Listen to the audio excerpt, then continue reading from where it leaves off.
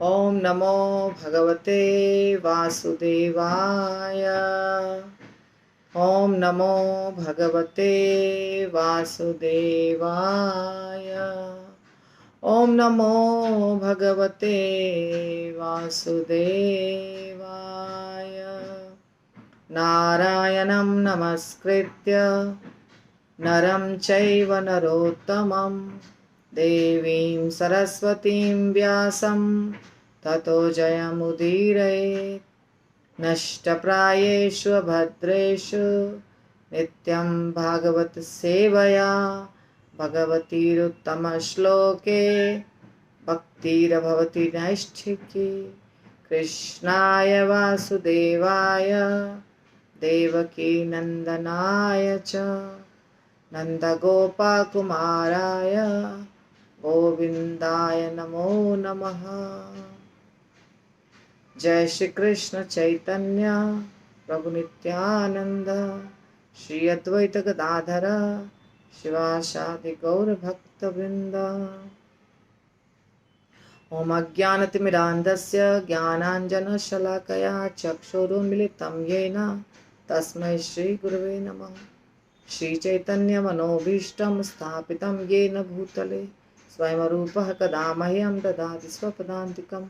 वन्देऽहं श्रीगुरो श्रीयुतापदकमलं श्रीगुरून् वैष्णवांश्च श्रीरूपं साग्रजातं सगण रघुनाथान्वितं तं सजीवं साद्वैतं सावधूतं परिजनसहितं कृष्ण चैतन्य देव श्री राधा कृष्ण पादा सगण ललिता श्री विशाखान्विताश्च नमः ओं विष्णुपादाय कृष्णप्रेष्ठाय भूतले श्रीमते भक्ति वेदांत स्वामिनिति नामिने नमस्ते सारस्वती देवे गौरवाणी प्रचारिणे निर्विशेष शून्यवादी पाश्चात्य देश तारिणे।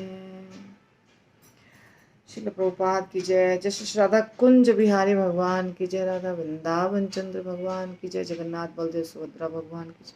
गौरनिताय भगवान की जय। बालाजी भगवान की जय। अनंत कोटि वैष्णव वृंद की जय। पूर्ववर्ती आचार्य वृंद की जय। वर्तमान आचार्य वृंद की जय। समस्त गौड़ीय भक्त वृंद की जय।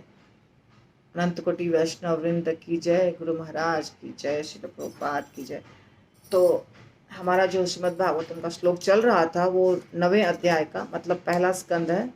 पहला स्कंद 9वां अध्याय और श्लोक संख्या 39।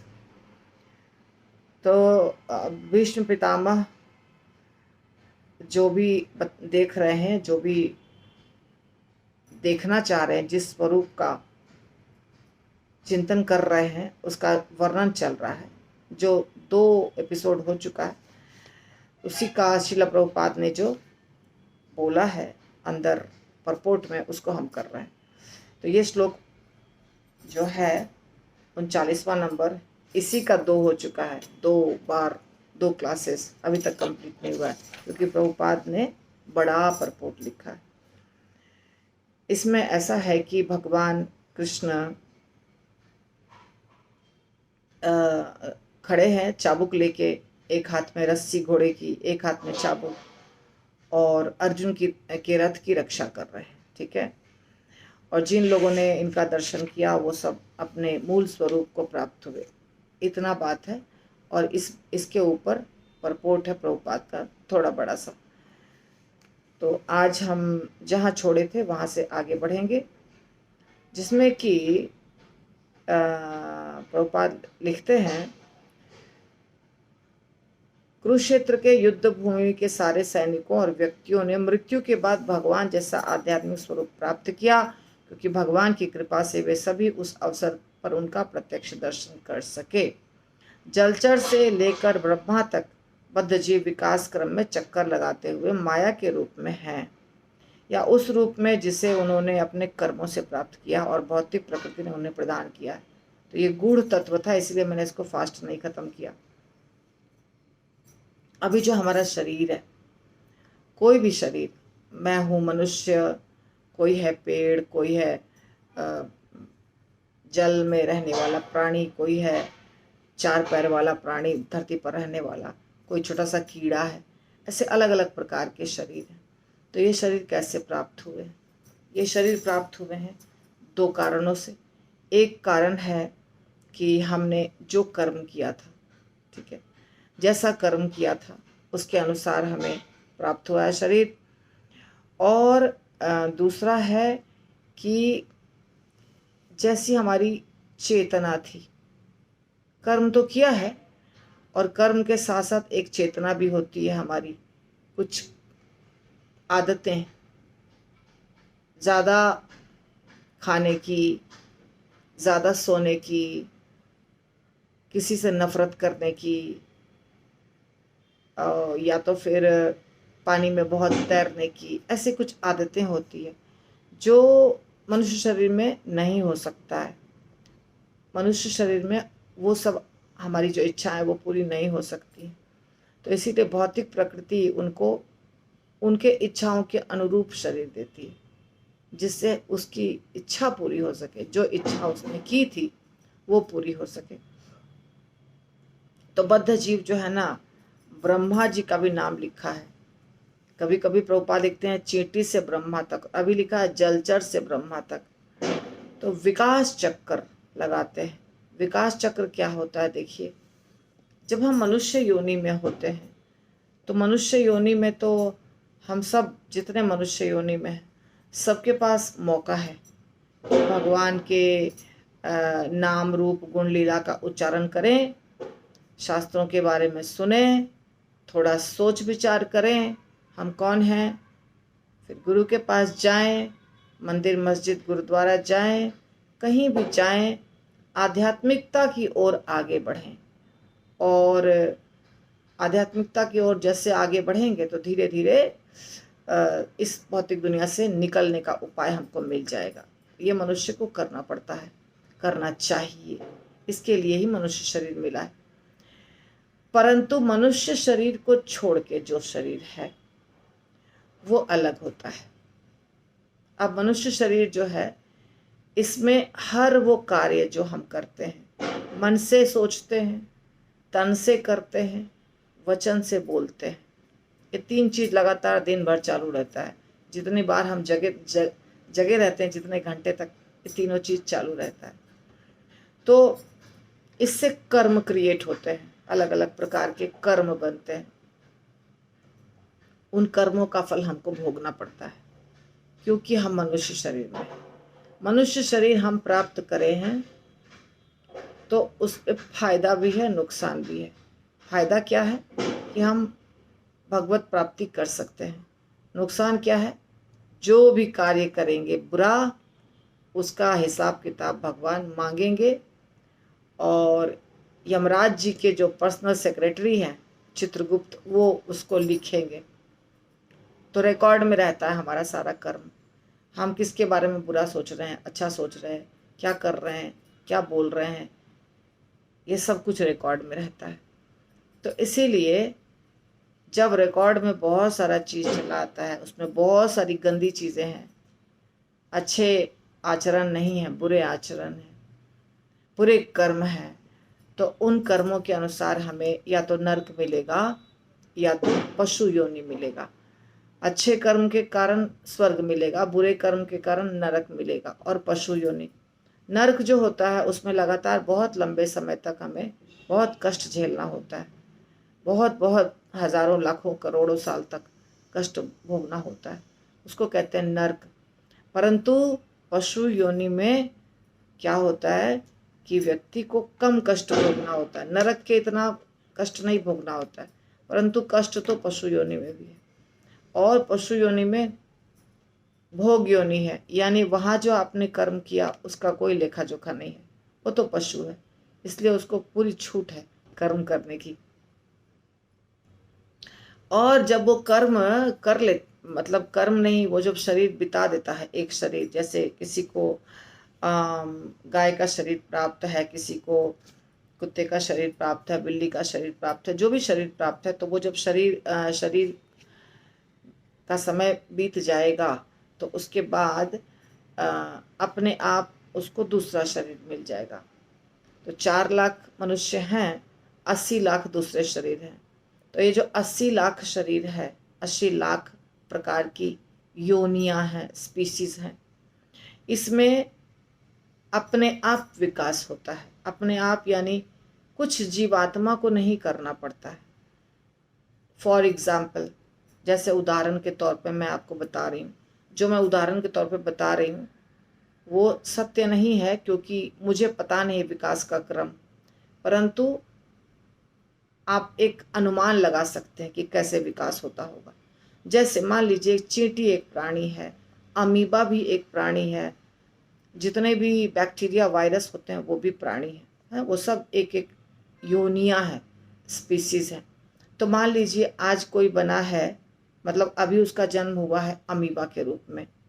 अमीबा अमीबा शब्द शायद साधारण व्यक्ति नहीं समझे, जो पढ़े लिखे हैं, जो बायोलॉजी जानते हैं उनको पता है। तो अमीबा सबसे छोटा प्राणी होता है, सिंगल सेलुलर एनिमल है वो, एक ही सेल का, उसका शरीर सिर्फ एक सेल का होता है। जैसे हमारे शरीर में अनंत कोटि सेल्स हैं, गिन नहीं सकते, उनका शरीर, अमीबा का एक सेल का शरीर होता है, इसलिए उसको सबसे छोटा माना जाता है, सिंगल सेलुलर एनिमल प्राणी है। तो वो चाहे वो शरीर मिल गया हो, मान लीजिए किसी को मिल गया है, अब उसके बाद उसका विकास होकर चींटी मिल जाता है, या बैक्टीरिया वायरस कुछ मिल जाता है, या फिर उसके बाद और विकास होकर के मेढक बन जाता है, फिर उसके बाद विकास होकर के खरगोश बन जाता है, फिर बकरी बन जाता है, फिर घोड़ा बन जाता है, फिर हाथी बन जाता है, फिर कुछ भी ऐसे बनते बनते बनते बनते 80 लाख योनियां क्रॉस करेगा वो, और फिर मनुष्य बनेगा ऑटोमेटिकली।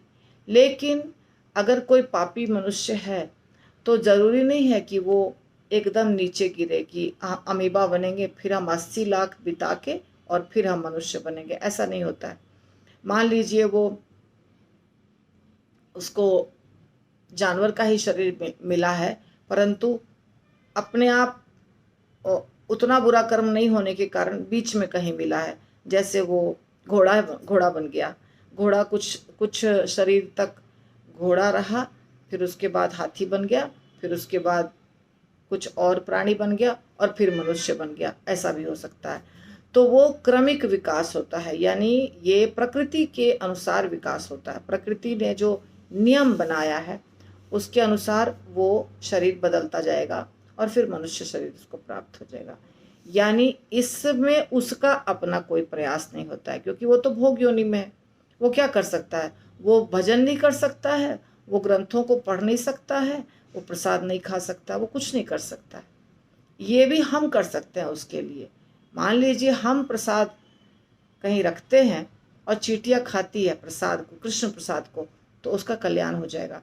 मान लीजिए हमने प्रसाद दिया, प्रसाद रखा कहीं या फेंका किसी ने, या कैसे भी करके प्रसाद गया किसी चूहे के शरीर में, बिल्ली के शरीर में, किसी के भी शरीर में, तो उसको ज़्यादा फायदा हो जाएगा, तुरंत उसका विकास हो जाएगा। ये मनुष्य कर सकता है, परंतु वो अपने आप नहीं कर सकता है। तो इस प्रकार उसका क्रमिक विकास होता है। तो क्रमिक विकास से फिर उसको मनुष्य योनि प्राप्त होगा, जिसमें वो अपना जो कर्म है, जो भी उसने किया है गलत सही, उसको सुधार करने का मौका मिलेगा। पर मनुष्य शरीर में आने के बाद उसको थोड़ी याद रहता है कि हम कितना शरीर भोग कर आए हैं, और अब हमको अपने मनुष्य शरीर का प्रयोग करके और फटाफट भगवत धाम जाना है। ये उसको नहीं याद रहता है। क्यों नहीं याद रहता है? क्योंकि बहुत सारे शरीरों को बदलते बदलते उसको भोग करने की ज़बरदस्त प्रवृत्ति लग जाती है। बहुत सारे शरीरों को बदलते बदलते, जैसे कई प्रकार के जानवर बना, कई प्रकार के कीड़े बना, कई प्रकार की मछलियाँ बना, कई प्रकार के पेड़ पौधे बना। अब वो बनते बनते भगवान की भक्ति को क्या याद रखेगा? बिल्कुल भूल जाता है। और खास करके जब वो बहुत प्रकार के प्राणियों में अपने शरीर को बदलता रहता है, तो उसमें जो पुरुष और स्त्री का जो संबंध होता है, यौन शरीर संबंध जो होता है, उसको भोगने की उसके अंदर प्रवृत्ति बहुत ज़्यादा बन जाती है। जानवर जो होते हैं उसमें तो सब में भोग प्रवृत्ति है, कुछ ही प्राणी होते हैं जिसमें कम होता है, ज़्यादातर में बहुत होता है। तो वो फिर वो भोग करने की प्रवृत्ति जो जानवर के शरीर में, उसको फुल फ्रीडम था, पूरी छूट थी, ना कोई पत्नी है, ना कोई पुत्री है, ऐसा कोई विचार नहीं है उसके पास, कर ही नहीं सकता है, वो तो जानवर है। तो जानवर को तो कोई ऐसा होता नहीं है नियम कि ये मेरी पत्नी है, ये मेरी बेटी है। उसकी तो बेटी हुई तो भी, पत्नी हुई तो भी, बहन हुई तभी तो भी, बस एक स्त्री का शरीर चाहिए। स्त्री और पुरुष का शरीर है, मेल और फीमेल, और उसका हो जाएगा संबंध। अब वो प्रवृत्ति वाला व्यक्ति जब मनुष्य बनता है ना, तो मनुष्य में भी उसकी चेतना वैसी ही रहती है। इसीलिए वह मनुष्य बन के भी वैसा ही कार्य करता है। भगवान की तरफ उसका रुझान, रुचि बिल्कुल नहीं होता है। इसीलिए आप देखेंगे कई बार मनुष्य का शरीर है, कुछ भी भगवान के प्रति आकर्षण नहीं है, पूरा जानवर वाली चेतना होती है, क्योंकि वो जानवर के शरीर से आया है अभी तुरंत तुरंत मनुष्य शरीर में। परंतु यदि कोई ऐसा जानवर है जो किसी भक्त के घर में रहता है, मंदिर के नज़दीक रहता है, कोई भी जुगाड़ के कारण उसको सत्संग कीर्तन सुनने मिला है, ऐसा भी होता है प्राणी। जैसे अभी हम वृंदावन जाकर आए, बहुत जगह कुत्ते सो रहे हैं वृंदावन में, ऐसे अब रास्ते पे ही सो रहे हैं। गोवर्धन परिक्रमा हम कर रहे थे, हालांकि हमने रिक्शा से किया गोवर्धन परिक्रमा, फिर भी थोड़ा बहुत तो चलना पड़ता है ना कहीं कहीं, तो कुत्ते वगैरह रास्ते में सो रहे हैं। तो क्या होता है कि वो वृंदावन के धूल में है, वृंदावन का वाइब्रेशन मिल रहा है, वृंदावन का उसको कीर्तन भजन सुनाई दे रहा है। तो ऐसा कोई अगर पशु है तो उसका जब शरीर मनुष्य का उसको मिलता है तो उसकी चेतना थोड़ी बेटर रहती है। तो ऐसे ये बहुत डिफ़िकल्ट है कैलकुलेट करना, बहुत डिफ़िकल्ट। कितना शरीर उसको मिलेगा पशु का, कितना शरीर उसको मिलेगा पक्षियों का, कितना शरीर उसको मिलेगा पेड़ पौधों का, कब वो मनुष्य बनेगा, ये हिसाब करना बहुत कठिन है। परंतु ये है चक्र। तो इसीलिए जब किसी को मनुष्य शरीर प्राप्त हो गया है, एक सेकंड भी गंवाना नहीं चाहिए, तुरंत उसको भगवान की भक्ति पकड़ लेनी चाहिए, भगवान का नाम जप करना चाहिए श्रद्धापूर्वक और बहुत तीव्रता से, बिना समय बर्बाद किए हुए, क्योंकि फिर कब मौका मिलेगा पता नहीं, फिर कब मौका मिलेगा हम जानते नहीं, ये बहुत आवश्यक है। तो अब हमने देख लिया कि कैसे दूसरे प्रकार के प्राणी, अलग अलग प्रकार के प्राणियों के शरीर में जीवात्मा घूमता है। तो बद्ध जीवों के भौतिक स्वरूप विदेशी वस्त्रों की तरह है, और जब बद्ध जीव माया के चंगुल से छूट जाता है तो उसे अपना मूल स्वरूप होता है, प्राप्त होता है। अब ये भी बात समझना था, मूल स्वरूप और विदेशी स्वरूप ये बात समझना है। हमारा मूल स्वरूप क्या है? हम बद्ध जीव हैं, अभी जीवात्मा कहलाते हैं, बद्ध हैं। बद्ध का मतलब क्या है कि हमारी चेतना खराब हो गई है। सिंपल भाषा में समझ जाइए तो हमारी चेतना अभी खराब हो गई है, हम अपने असली चेतना में नहीं। असली चेतना क्या है? जीवन स्वरूप है कृष्ण नित्य दास, ये सिंपल भाषा में बताया गया। कृष्ण का नित्य दास ये हमारा असली स्वरूप है। पर आप अगर ऐसे सिंपल भाषा में समझते हैं कि कृष्ण का दास नहीं समझ में आ रहा है, मान लीजिए कृष्ण का दास, तो ये समझ सकते हैं कि हमारा असली स्वरूप है भगवान के धाम में रहना और भगवान की सेवा करना, चाहे विष्णु भगवान का करें, राम भगवान का करें, कृष्ण का करें, नरसिंह भगवान का करें, जिस रूप से आकर्षण है, जिस धाम में रहते हैं, जिस रूप से आकर्षण है, उस तरह से हम उनके साथ जुड़ के, मिलजुल के, प्यार मोहब्बत से भगवत धाम में रहना। और भगवत धाम में दिव्य शरीर में ही सब रहते हैं, ऐसा शरीर नहीं रहता है, भौतिक नहीं रहता है, दिव्य शरीर रहता है, सच्चिदानंद रहता है। जिस चीज़ से आत्मा का जो कॉन्स्टिट्यूशनल पोजीशन है, आत्मा जिस चीज़ से बना है, सत्यचित और आनंद से, उसी से पूरा शरीर भी बना रहता है। तो वो हमारा असली स्वरूप है। परंतु अभी हम विदेशी स्वरूप में हैं, यानी हम अपने घर में नहीं हैं, हम अपने शरीर में भी नहीं हैं, हम कुछ नकली चीज़ पहन करके बैठे हुए हैं। तो हमारा स्वरूप असली नहीं है, इसलिए हमारी सारी हरकत भी अच्छी नहीं है। विदेशी वस्त्र प्राप्त किए हुए, विदेशी वस्त्रों की तरह प्रभुपाद कह रहे हैं। विदेशी वस्त्र, घर का वस्त्र क्या है? घर का वस्त्र है भगवत धाम में जो शरीर है वो घर का वस्त्र है। विदेशी वस्त्र ये देखिए पंच महाभूत का शरीर। असली शरीर क्या है? नित्य शाश्वत शरीर। अभी कौन सा शरीर प्राप्त है? जो खत्म हो जाएगा। असली जो शरीर है हमारा वो सच्चिदानंद है। आत्मा भी सच्चिदानंद है और शरीर भी सच्चिदानंद है, दोनों सच्चिदानंद है। आप बोलेंगे ऐसा कैसे? अभी आप देखिए, फॉर एग्जाम्पल देखिए, समझिए ये आत्मा है, ठीक है, ये आत्मा है, इसके ऊपर ये शरीर पहना दिया। अब दोनों का क्या है? दोनों सेम है ना, कोई फर्क है क्या? कोई फर्क नहीं है। दोनों हरा हरा है, दोनों प्लास्टिक है, कुछ फर्क नहीं है।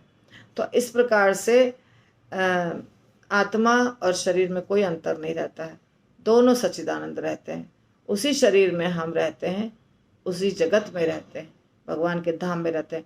वो मूलभूत स्वरूप है, असली स्वरूप है, घर की बात है, घर का सब कुछ है, नेचुरल है। हाँ, लेकिन अभी हम क्या किए हैं? ये देखिए, ये है सच्चिदानंद आत्मा, पर इसके ऊपर स्वरूप हमने ओरिजिनल नहीं पहन के, देखिए क्या पहन लिया, बताती हूँ आपको। अभी क्या हो गया? आत्मा तो वही है पर उसके ऊपर हमने भौतिक शरीर पहन लिया है। अब भौतिक शरीर के कारण क्या हो रहा है? सारी गड़बड़ियां हो रही है। वापस आध्यात्मिक शरीर जब प्राप्त हो जाएगा, अपने असली स्वरूप में आ जाएंगे। अभी विदेशी स्वरूप में, प्रभुपाद यही बता रहे, विदेशी वस्त्र पहने हुए। तो माया के चंगुल से जब छूट जाएंगे, असली स्वरूप में आ जाएंगे, तो फिर हमारा सारा प्रॉब्लम जो है वो समाप्त हो जाएगा। निर्विशेषवादी भगवान के निराकार ब्रह्म तेज को प्राप्त करने के इच्छुक होते हैं, लेकिन भगवान के अंश स्वरूप जीवित स्फुलिंगों के लिए वह अंश मात्र भी हितकर नहीं है। अतएव निर्विशेषवादी पुनः नीचे गिरते हैं और भौतिक स्वरूप प्राप्त करते हैं, जो आत्मा के लिए मिथ्या होते हैं। अब ये देखिए किसके लिए है? निर्विशेषवादी। निर्विशेषवादी जो भगवान के शरीर में विलीन होना चाहते हैं, उसको कहा जा रहा है। तो वो ठीक नहीं है, टेम्पररी है, उसको वापस शरीर प्राप्त होता है। भगवान का आध्यात्मिक स्वरूप चाहे वो 2 भुजाओं वाला हो या चतुर्भुजी हो, बहुत भक्तों को आत्मा की मूल प्रकृति के अनुसार वैकुंठ या गोलोक में प्राप्त होता है। ठीक है ना? हमारा स्वभाव जैसा रहेगा वैसा हम धाम प्राप्त करेंगे। इसको समझ जाइए बात को। 2 भुजाओं वाला, 4 भुजाओं वाला, 2 भुजाओं वाला रूप कहाँ मिलेगा? 2 भुजाओं वाला रूप गोलोक धाम में मिलेगा, या फिर साकेत धाम में भी मिलेगा। भगवान रामचंद्र जी के धाम में जो लोग रहते हैं ना, वो सब भी 2 भुजाओं वाले रहते हैं। वहाँ पे चतुर्भुजी रूप में नहीं रहते हैं लोग। चतुर्भुजी रूप में कैसे रहेंगे? भगवान राम के साथ लीला में जो भाग लेते हैं, वो तो जैसे अयोध्या में होती है लीला, वैसी लीलाएं ही साकेत धाम में होती है। प्रभुपाद ने वर्णन नहीं किया है यहाँ पे, परंतु समझ जाइए। परंतु चतुर्भुजी रूप कहाँ रहते हैं? वैकुंठ धाम में। वैकुंठ धाम में जैसे भगवान का 4 भुजा वाला स्वरूप होता है, वैसे ही वहाँ जो भी जाते हैं जीवात्मा, वो भी 4 भुजाओं वाला स्वरूप प्राप्त करते हैं। यह स्वरूप जो 100% आध्यात्मिक है, जीव का स्वरूप है। और उन सारे व्यक्तियों ने जिन्होंने कुरुक्षेत्र की युद्ध भूमि में दोनों ओर से युद्ध किया, अपना अपना स्वरूप प्राप्त किया, जिसकी पुष्टि भीष्मदेव कर रहे हैं। तो वहाँ रहने वाले हर व्यक्ति ने क्या किया कि हर व्यक्ति ने अपना स्वरूप प्राप्त किया। मतलब कोई गोलोक धाम, कोई वैकुंठ धाम, बहुत लोग स्वर्ग भी गए थे, पर यहाँ पे प्रभुपाद दिख रहे हैं अपना स्वरूप प्राप्त किया, तो मतलब वैकुंठ गए हैं। यहाँ वैकुंठ की बात हो रही है, स्वर्ग की बात नहीं हो रही।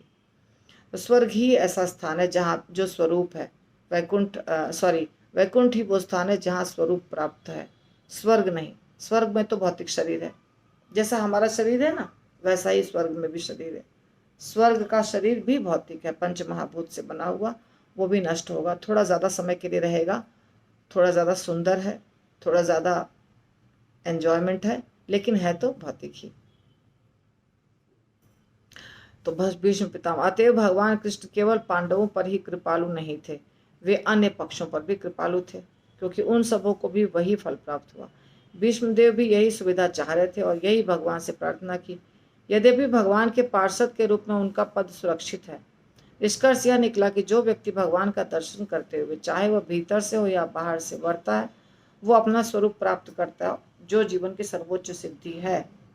अब देखिए यहाँ पे एक कंफ्यूजन होता है कि अर्जुन और युधिष्ठिर ये सब तो स्वर्ग लोग गए, ऐसा ही होता है ना, ऐसा ही सुना भी है हम लोगों ने। स्वर्गारोहण महाभारत में लिखा भी है, कई जगह पे चर्चा भी हुई है। उनका भी एक स्वरूप है, अर्जुन का भी एक स्वरूप होगा, जैसे हम लोग सबका स्वरूप है वैसे ही उनका भी स्वरूप होगा। यहाँ पे क्लियर कुछ नहीं बताया जा रहा है कि अर्जुन कहाँ गए, पर बाकियों के बारे में बताया जा रहा है कि बाकी तो वैकुंठ धाम या गोलोक धाम गए, जीवन की सर्वोच्च सिद्धि प्राप्त की। प्रभुपाद के शब्दों में यही है। ठीक है, तो आज मैं बहुत लंबा क्लास नहीं दे सकती हूँ, मुझे बंद करना होगा। हम यहीं रोकेंगे आज, बहुत मुश्किल से क्लास दिया मैंने। ठीक है, ग्रंथराज श्रीमद् भागवतम की जय, श्रील प्रभुपाद की जय, निताई गौर प्रेमानंदे, हरि हरि बोल।